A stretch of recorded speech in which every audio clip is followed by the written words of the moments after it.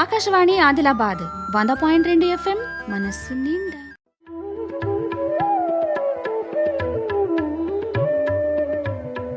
బహుజన హితాయ బహుజన సుఖాయ అన్నది ఆకాశవాణి వాణి బాణి.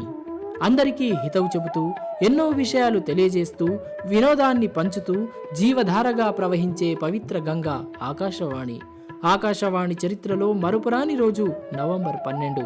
1947 సంవత్సరం నవంబర్ 12న జాతిపిత మహాత్మా గాంధీ ఢిల్లీలోని ఆకాశవాణి కేంద్రాన్ని సందర్శించారు. తొలిసారి ఒకే ఒక్కసారి రావడం విశిష్టతను సంతరించుకుంది.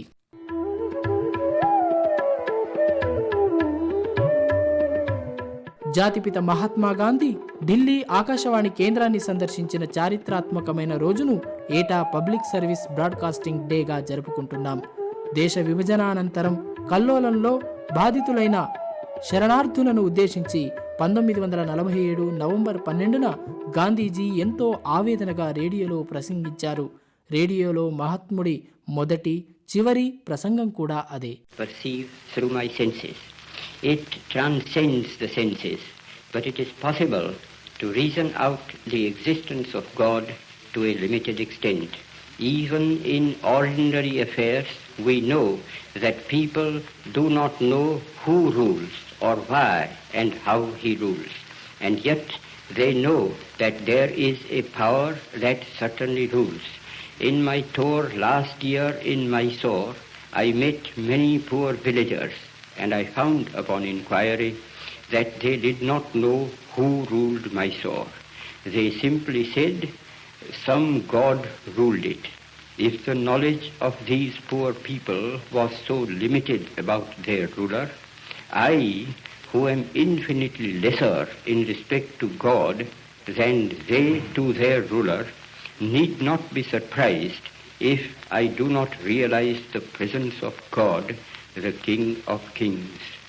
Nevertheless, I do feel, as the poor villagers felt about Mysore, that there is orderliness in the universe. There is an unalterable law governing everything and every being that exists or lives. It is not a blind law, for no blind law can govern the conduct of living beings. And thanks to the marvelous researches of Sir J.C. Bose, it can now be proved that even matter is life. That law, then, which governs all life is God. Law and the lawgiver are one. I may not deny the law or the lawgiver because I know so little about it or him. Just as my denial or ignorance of the existence of an earthly power will avail me nothing, even so my denial of God and his law will not liberate me from its operation, whereas humble and mute acceptance of divine authority makes life's journey easier, even as the acceptance of earthly rule makes life under it easier. I do dimly perceive that whilst everything around me is ever changing, ever dying, there is underlying all that change a living power that is changeless, that holds all together, that creates, dissolves, and recreates. Or I can see that in the midst of death, life persists. In the midst of untruth, truth persists.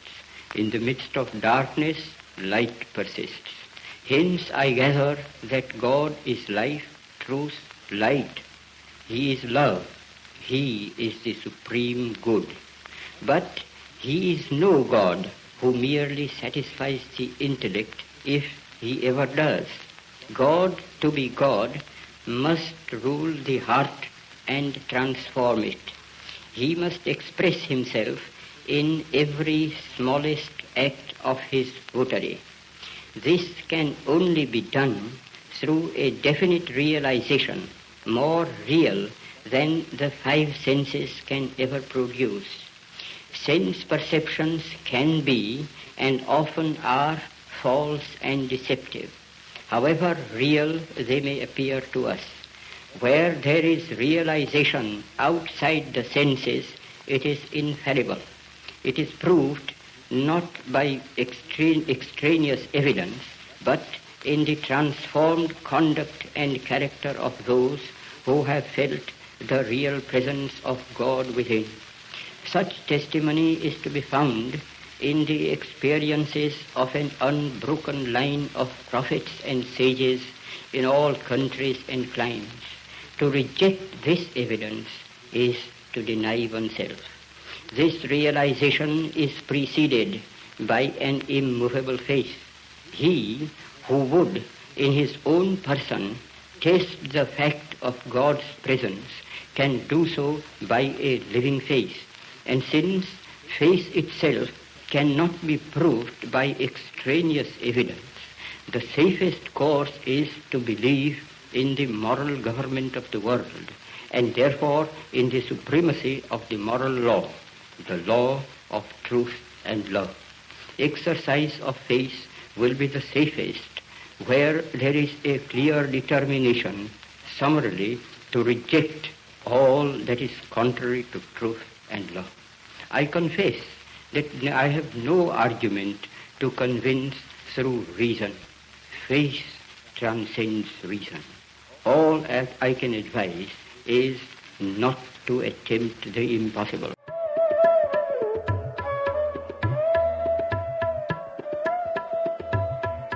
November 12, 1997 నాటికి గాంధీజీ ప్రసంగించి 50 సంవత్సరాలు పూర్తయ్యాయి. 3 ఏళ్ల తర్వాత అంటే 2000 సంవత్సరం November 12వ తేదీన జన ప్రసారణ దివస్గా ప్రకటించారు.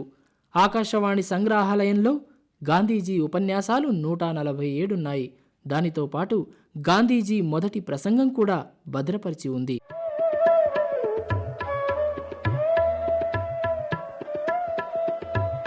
అన్ని వయసుల వారికి, అన్ని వర్గాల వారికి వినోదంతో పాటు విజ్ఞానాన్ని పంచుతున్న ఆకాశవాణికి వెన్నుదన్నుగా నిలుస్తున్న శ్రోతలు ప్రజాసేవ ప్రసార దినోత్సవం సందర్భంగా తమ అభిప్రాయాలను, ఆకాంక్షలను, అనుబంధాన్ని ఇలా పంచుకున్నారు.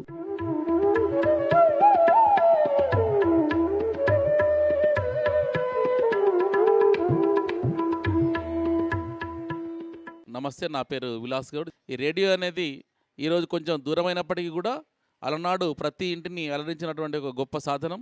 దీని ద్వారా మనం రేడియోలో చిన్నపిల్లల కార్యక్రమాలు, ఆ తర్వాత రైతులకు సంబంధించినటువంటి కార్యక్రమాలు, విద్యార్థులకు పాఠాలు, వార్తలు, విదేశాల నుంచి వచ్చేటువంటి అనేక విషయాలు మనం ఆ రోజు రేడియో ద్వారా మాత్రమే తెలుసుకున్నాం.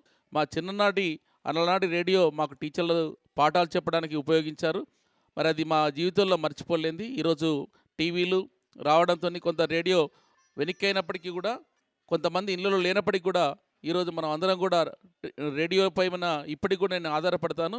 బీబీసీ లాంటి వార్తలు కానీ, తర్వాత రేడియోలో వచ్చేటువంటి అనేక ఆదిలాబాద్ రేడియోలో వచ్చేటువంటి కార్యక్రమాలు, తర్వాత మన దేశభక్తి గీతాలు, తర్వాత సాంస్కృతిక కార్యక్రమాలు మన ఆదిలాబాద్ చాలా బాగా ప్రసారం చేస్తుంది.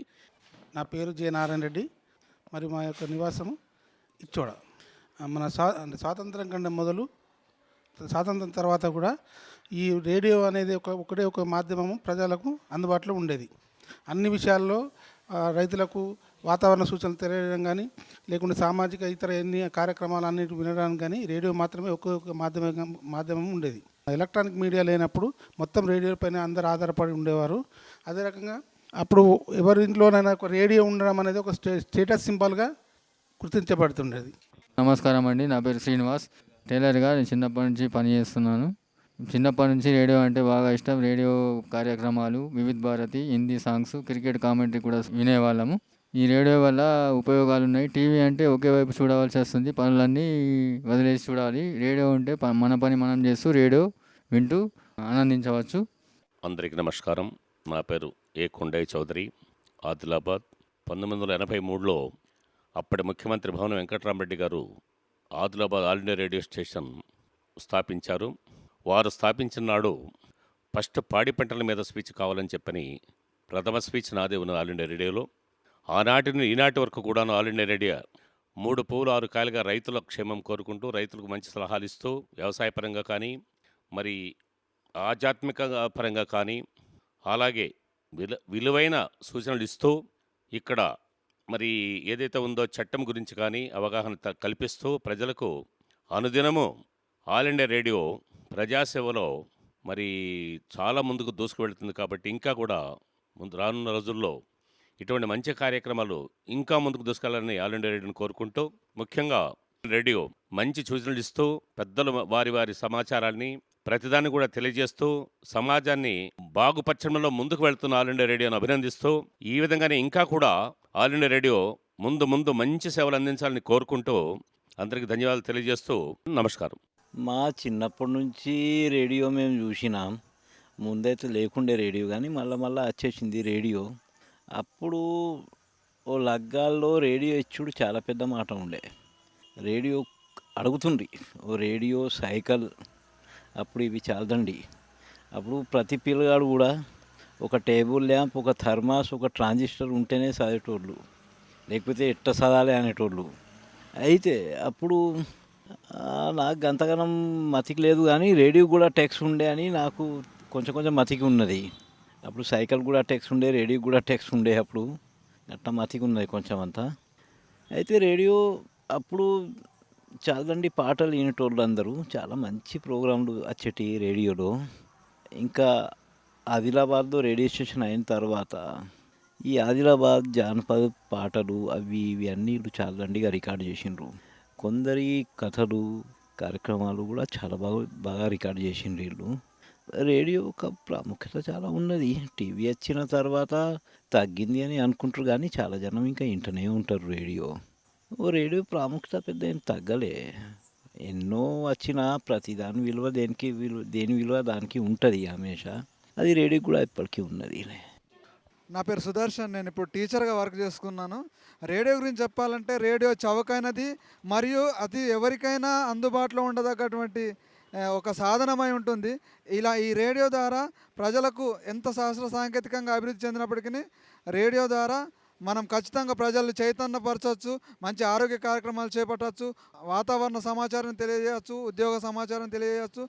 దీని స్థానాన్ని ఎవరు భర్తీ చేయలేరు ఎంత డెవలప్ అయినప్పటికీ.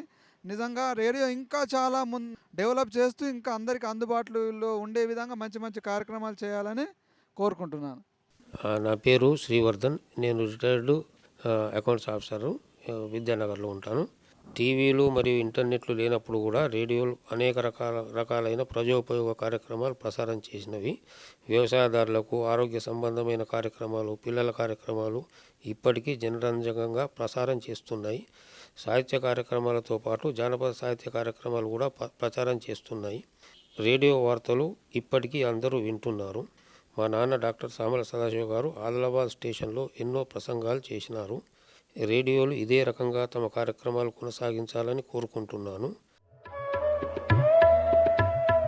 మారిన కాలమాన పరిస్థితులకు అనుగుణంగా ప్రయోజనాత్మక, ప్రచారాత్మక కార్యక్రమాల వైపు అడుగులు వేస్తున్న ఆకాశవాణి తన ప్రత్యేకతను నిరూపించుకుంటూనే ఉంది.